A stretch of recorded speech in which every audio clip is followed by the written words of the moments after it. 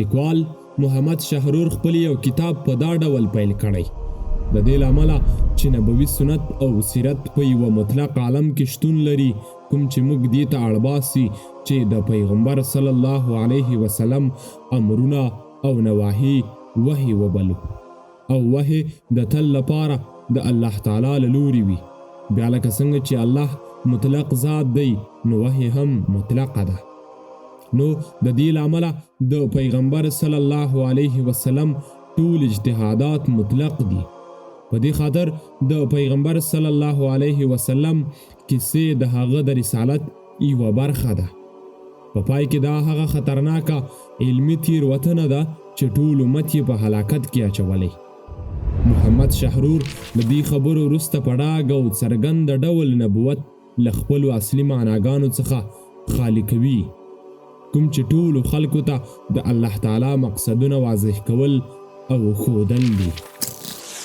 بې نبوته پیغمبر د یوه څارونکي سترګې د هغه مفکر له خبرو څخه نه تیرووځي، د کوم په پایله کې چې هغه د پیغمبر نبوت د هغه له اصل معنا څخه خالي کوي. سره له دې چې هغوی د پیغمبر له نبوت څخه په ډاګه انکار نه کوي، خو د دې ترڅنګ په هر برابر فرصت کې هڅه کوي چې د هغه نبوت له خپل اصلي معنا څخه خالي کړي او پر نورو لرې معناګانو یې حمل کړي. د ډاکټر نصر حامد ابو زید له وینا سره سم د قرآن او سنت نصوص کوم واک نه لري. دا په دې معنا چې هغه د دې جوګه یعنی قابل نه دي چې موږ ته سم او ناسم را په ګوته کړي. د دې فکر پر بنسټ د دې ډول روشنفکرانو هڅه دا ده چې نبوي سنت یوې څنډې ته کړي او له پیغمبر صلی الله علیه وسلم څخه د تشریع صفت واخلي او هغه یوازې د قرآن د رسونکي په صفت معرفي کړي. د دې له امله د پیغمبر صلی الله علیه وسلم ډیرو نصوصو په هکله د دوی څرګندونې او ویناګانې له یو بل څخه ډیر توپیر لري، کوم چې د شریعت د بیلابیلو اړخونو د څرګندولو په باب له هغه څخه نقل شوي. وحی یو ایدیولوژي فکر دی. په دوی کې ځینې په دې اند دي چې نبوي سنت وحی بلل یوازې یو فکري نظر دی. په دې هکله ډاکټر نصر ابو زید وایي نبوي سنت وحی بلل یوازې فکري نظر دی، کوم چې موږ په بشپړه توګه وړاندې څرګنده کړ. دا یوازې د قریشو توکمیز نظر و چې غوښتل یې له محمد صلی الله علیه وسلم څخه د بشریت صفات واخلي او پر ځای ورته د الوهیت صفات ور واغوندي، کوم چې د هغه نه قانون جوړونکی جوړوي. نو د ده په نظر د نبوي سنت وحی بلل یوازې د امام شافعي رحمه الله یو توکمیزه فکر و چې د خپل قبیلوي شخص محمد صلی الله علیه وسلم په هکله یې ښکاره کړی.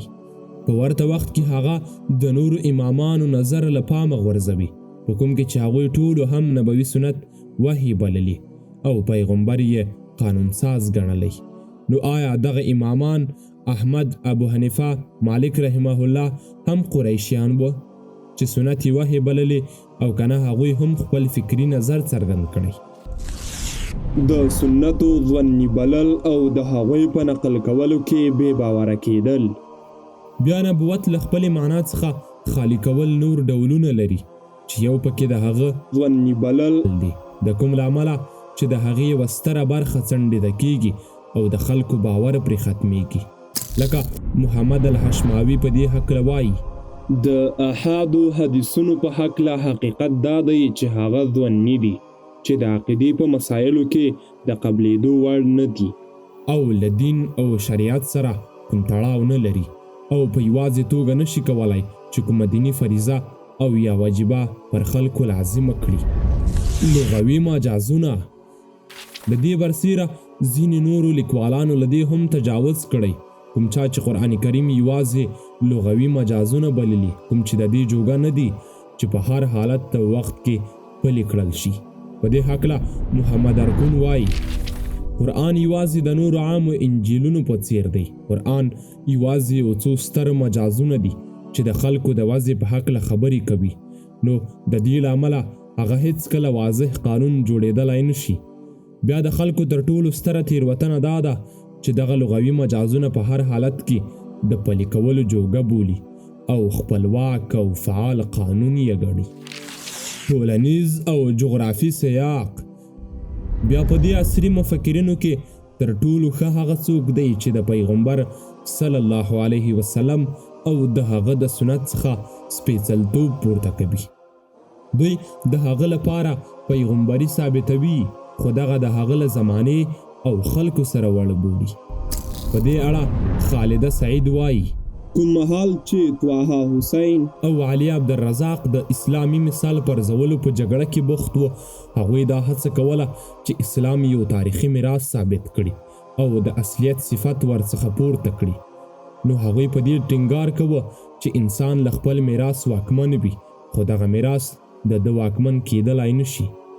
دغه راز انسان کولای شي چې د خپل میراث او تاریخ په اړه دوباره فکر او تلاش وکړي او د سپېڅلتوب صفت ځنې واخلي او په هکله یې پوښتنې وړاندې کړي او بیا یې ځوابونه وغواړي.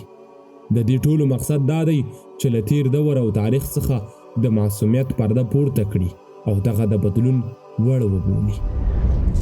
نبوي سنت د قرآن له لیدلوري سره سم د نبوت له خپلې معنا څخه د خالي کولو په لړۍ کې دغه لیکوالان دا خبره له پامه غورځوي چې قرآن کریم د نبوي سنتو تابعداري لازمه بللې او هغه یې د قرآن کریم د نصوصو بیان کوونکی ښودلی.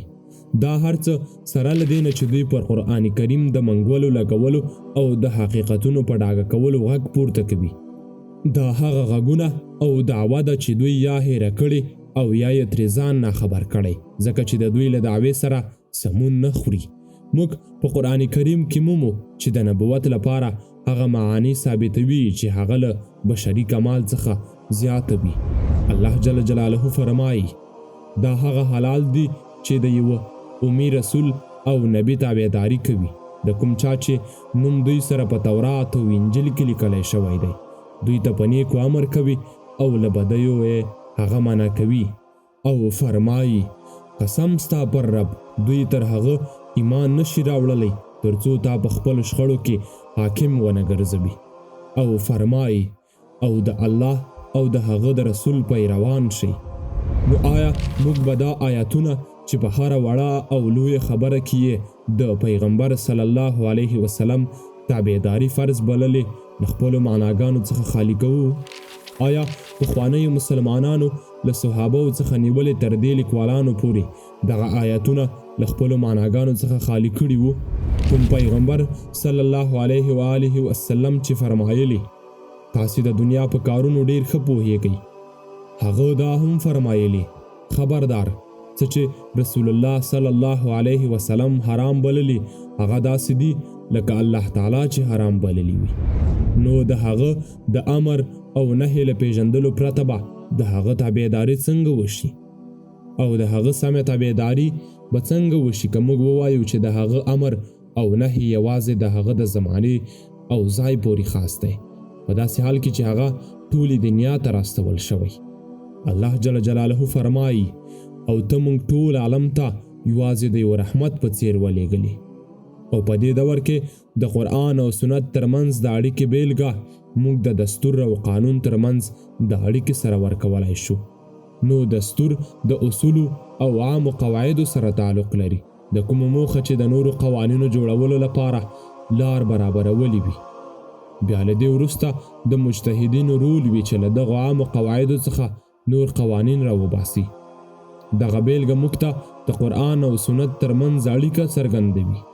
همدغه قرآن دی چې موږ ته یې د نبوي سنتو حجیت راښودلی او سنت په اصل کې د قرآن عملی څرګندونه ده. الله جل جلاله فرمایي او تا ته مو قرآن نازل کړی چې ته خلکو ته هغه څه بیان کړي چې هغوی ته نازل شوي او په دې موخه چې هغوی فکر وکړي او نبوي سنتو د لمانځه وختونه او ټول احکام بیان کړي. د غراز د زکات اندازه او وخت یې راښودلی دی او د حج مراسم هم راته بیان کړي، لکه پیغمبر صلی الله علیه وسلم فرمایي لمانه د خپل حج احکام زده کړي. لکه دې خبرې ته امام قرطبي رحمه الله په خپل تفسیر کې اشاره کړي. دغه ډول قرآن او سنت د قانون او احکامو په هکله یو بل بشپړوي. بیا روشن فکر خلک په دې هکله خپل ډول ډول خبرې تکراروي ترڅو د لیبرالیانو او بېدینه خلکو له مزاج سره سمون وخوري، کوم چې شلمه او 21مه پیړۍ د خلکو پر فرهنګي دنیا باندې زور او سلطه لري او ترڅو نبوت له خپلو اصلو قیمتونو معناګانو څخه خالی کوي. لیکن الله جل جلاله فرمایي ورته ووایه ای پیغمبره صلی الله علیه وسلم که چیرې ستاسو د الله جل جلاله سره مینه وي نو زما تابعداري وکړئ نو الله به در سره مینه وکړي. او له ابو هریره رضی الله عنه څخه روایت دی چې رسول الله فرمایي زما امت به ټول جنت ته ځي پرته له هغه خلکو نه چې انکار وکړي. صحابه وفرمایل انکار کوونکي څوک دي؟ ورته وویل شول څوک چې زما پیروي کوي هغه به جنت ته داخل شي او څوک چې له ما سره غړونه کوي هغه انکار کوونکي دي.